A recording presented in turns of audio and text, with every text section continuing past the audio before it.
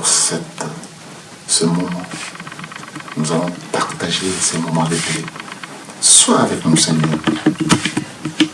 Commence avec nous. Nous voulons que tu viennes parler.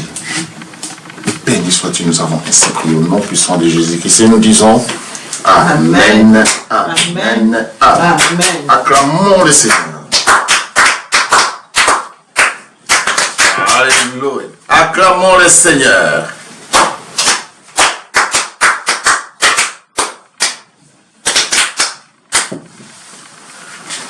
Peuple de Dieu, le moment est venu pour écouter la parole.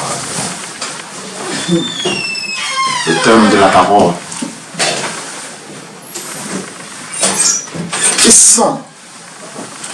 Quel sens plutôt?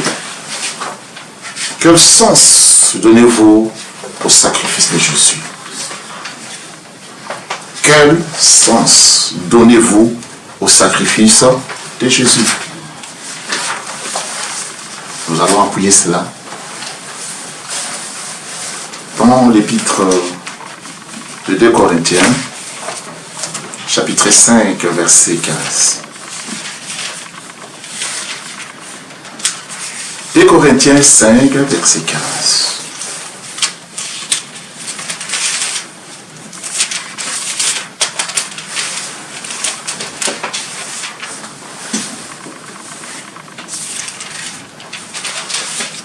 Je vais demander à la prophétesse de lire la parole.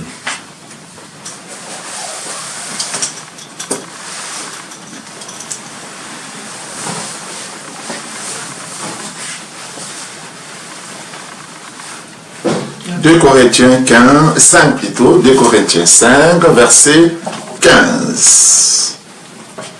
Je lis la parole au nom de Christ dans le livre de 2 Corinthiens, chapitre 5, verset 15. La parole nous dit, et qu'il est mort pour tous, afin que ceux qui vivent ne vivent plus pour eux-mêmes, mais pour celui qui est mort et ressuscité pour eux. Amen. Saint, Saint, Saint est le Seigneur Dieu Tout-Puissant qui était, qui viendra. Saint, Saint, Saint est le Seigneur Dieu Tout-Puissant qui était, qui est et qui sera. Saint, Saint, Saint est le Seigneur Dieu Tout-Puissant qui était, qui est et qui viendra. Alléluia. Seigneur Dieu Tout-Puissant, béni sois-tu, Seigneur, pour ton amour, pour ta paix.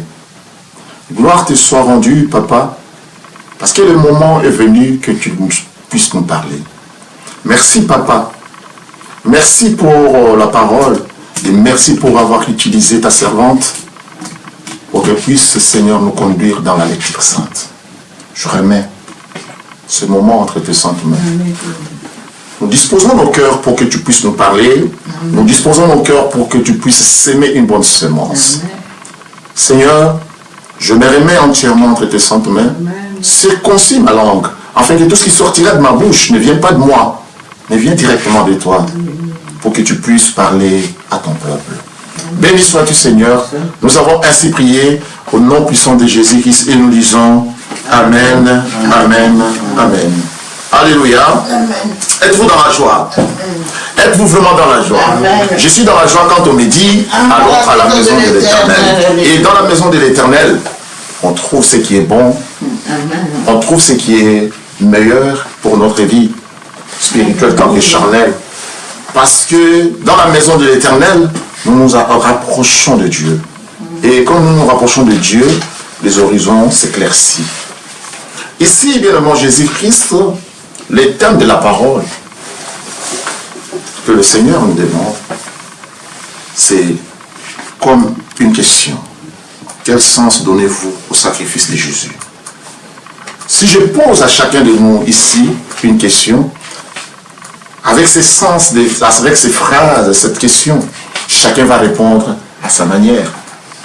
Mais nous allons essayer de rentrer dans la parole de Dieu pour comprendre qu'est-ce que la parole nous dit et qu'est-ce que la parole nous signifie. Beaucoup, bien évidemment, Jésus-Christ essaient de chercher l'essence de leur vie. Essaye de chercher l'essence de la vie au quotidien. Mais ici, c'est le meilleur cheminement ou bien le meilleur chemin, une orientation que le Seigneur nous donnera parce que c'est lui qui connaît très bien. Mais il y a quelque chose, on parle ici des sacrifices. On ne parle pas, parce que quand on parle des sacrifices, c'est quelque chose qui est quelqu'un qui s'est sacrifié. Quelqu'un qui s'est sacrifié, c'est comme si il apportait quelque chose. Mais aujourd'hui, on va essayer de réunir tous les sens en sorte que comment tu prends ces sens-là? Quel sens que tu donnes à ces sacrifices? C'est pourquoi nous avons lu dans 2 Corinthiens 5 et 15, qu'il est dit qu'il est mort pour tous, afin que ceux qui vivent ne vivent plus pour eux-mêmes, mais pour celui qui est mort et ressuscité pour eux. Donc, là, le Seigneur dit, non, tu ne vis pas pour toi-même, pas même pour que tu vives pour l'autre, mais tu vives aussi pour celui qui est mort. Celui qui est ressuscité plutôt. Nous savons tous qui est ressuscité. C'est Jésus-Christ. Et je prends une histoire. Cette histoire va nous conduire droit au but pour comprendre. Donc il y avait 2 frères qui habitaient dans une ville d'Orient. L'aîné, homme sérieux, travailleur et croyant, vivait une vie droite. Donc, mais les cadets, légers et dissipés, se livraient du matin soir à une vie de débauche. L'aîné avait souvent exhorté son frère à changer de vie, mais en vain. Vous le savez bien, le Jésus-Christ, lorsque quelqu'un a sa vie, qu'est-ce qu'il va dire? Oh, mais tiens, toi aussi, tu exagères, c'est ma vie, je peux la diriger comme je veux, comme les jeunes le disent, des wesh et des tout. Alléluia.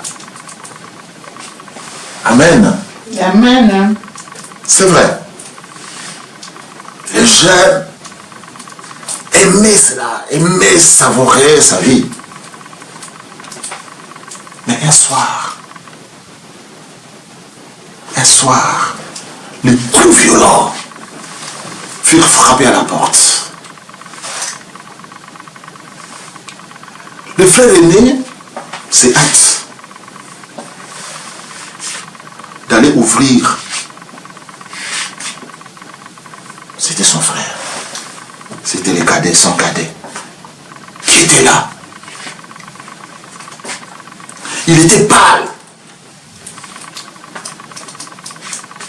Il était pâle, tremblant. Les vêtements en désordre. Essuyez des sangs. Essuyez des sangs. Mais quel sang? Vite. C'est le frère qui dit, vite. Cache-moi. Je t'en prie, j'ai tué un homme. Et la police est à mes trousses. Amen. Amen. Quelqu'un me suit. Amen. L'aîné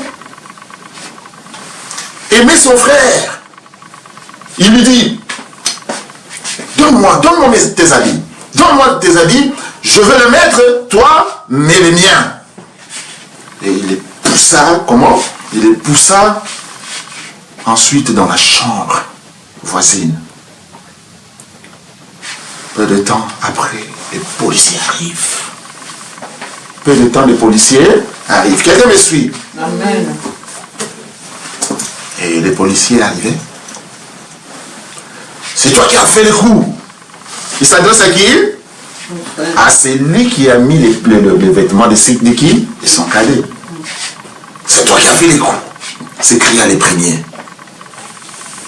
Inutile de les questionner davantage. Répliquez les seconds, donc les seconds policiers. Regarde ces vêtements, plein de sang. Ils répondent pour lui. Donc le sang, c'est plutôt le vêtement du sang qui est souillé du sang, répond pour lui. Ils lui mirent les menottes, l'amenèrent et procédèrent sur les champs à son interrogatoire. Aux questions qu'on lui posait, il s'est borné à répondre. Donc il s'est borné parce que c'était pas... Alléluia. Donc là, dès là, je vais demander à quelqu'un de prendre Jean 18, versets 37 et 38. Jean 18, 37 et 38. Pourquoi? Parce que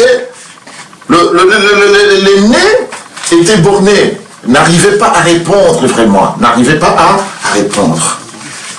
Donc Jean 18, versets 37 et 38. Quelqu'un peut lire? Il veut lire au nom puissant de Jésus-Christ. Amen. Pour que ça rentre. C'est pas la parole, tu lis alors.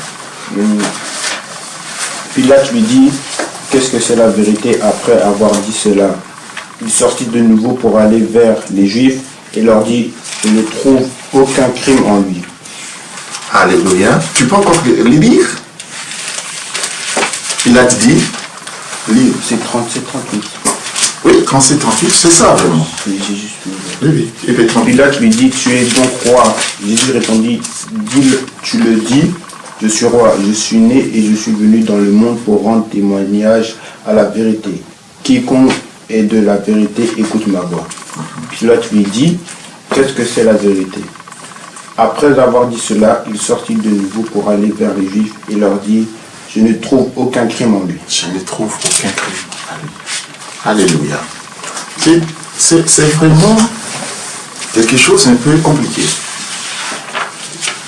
Puisqu'ici, on voit que le frère l'aîné a pris les vêtements souillés du sang de son frère.